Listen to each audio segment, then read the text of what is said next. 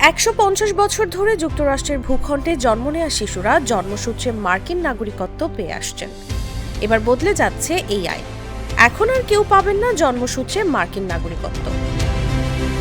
পূর্ব ঘোষণা অনুযায়ী যুক্তরাষ্ট্রের ৪৭তম প্রেসিডেন্ট হিসেবে শপথ নিয়ে প্রথম দিনেই বেশ কিছু চমক দিয়েছেন ডোনাল্ড ট্রাম্প। তার একটি হচ্ছে জন্মসূত্রে যুক্তরাষ্ট্রের নাগরিকত্ব পাওয়ার অধিকার বাতিল।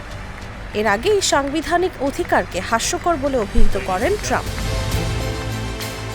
মার্কিন সংবাদ মাধ্যম ওয়াশিংটন পোস্টের প্রতিবেদনে বলা হয়, অবৈধভাবে বা শিক্ষা পর্যটন সহ সাময়িক ভিসায় যুক্তরাষ্ট্রে এসে সন্তান জন্ম দিলে শিশু মার্কিন নাগরিকত্ব পাবে না।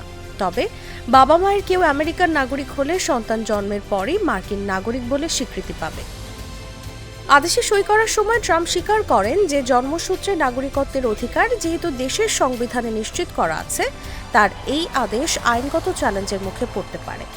জন্মসূত্রে নাগরিকত্ব একেবারে হাস্যকর এবং তার বিশ্বাস এই বিধান বদলানোর জন্য ভালো আইনগত যুক্তি আছে বলেও মন্তব্য করেন ট্রাম্প। চলুন জেনে নেই যুক্তরাষ্ট্রের জন্মসূত্রে নাগরিকত্বের নিয়মে কি আছে। যুক্তরাষ্ট্রের শাসনতন্ত্রে ১৪তম সংশোধনীর প্রথম বাক্যতেই বলা আছে, যুক্তরাষ্ট্রে জন্মগ্রহণকারী সকল ব্যক্তি দেশটির নাগরিক হবে। সে যুক্তরাষ্ট্রের বাইরে যেখানেই বসবাস করুক সেটা বিবেচ্য বিষয় নয়।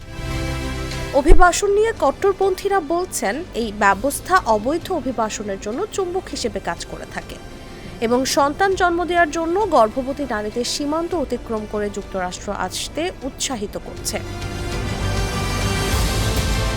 ২০১৫ সালের এক গবেষণায় দেখা গেছে, শতকরা ৬০% আমেরিকান জন্মসূত্রে নাগরিকত্বের সুযোগ রাখার পক্ষে রয়েছে, আর এই সুযোগ বাতিলের পক্ষে আছে ৩৭% আমেরিকান। যদিও ট্রাম্পের এই ঘোষণার পর থেকেই প্রশ্ন উঠছে, প্রেসিডেন্ট তার একক ক্ষমতা বলে এমন পদক্ষেপ নিতে পারেন। বিশেষজ্ঞরা মনে করছেন আইনটি বাতিল করা ট্রাম্পের জন্য সহজ হবে না, কারণ জন্মসূত্রে নাগরিকত্ব পাওয়ার অধিকারটি মার্কিন যুক্তরাষ্ট্রের সংবিধান দ্বারা স্বীকৃত। আইন বিশেষজ্ঞদের বেশিরভাগই মনে করেন প্রেসিডেন্ট ট্রাম্প নির্বাহী আদেশের মাধ্যমে জন্মসূত্রে নাগরিকত্বের অধিকার বাতিল করতে পারেন না।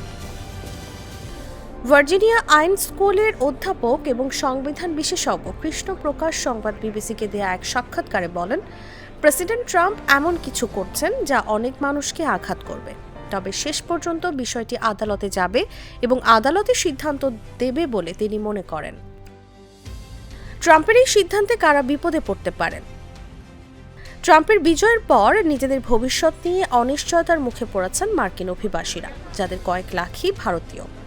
২০২২ সালের মার্কিন আদমশুমারি অনুযায়ী আমেরিকায় বসবাসকারী ৪৮ লাখ ভারতীয়ের মধ্যে ১৬ লাখেরই জন্ম যুক্তরাষ্ট্রে।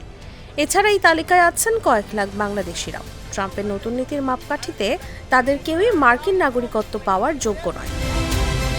তাসলিমা তিথি, জাগো নিউজ।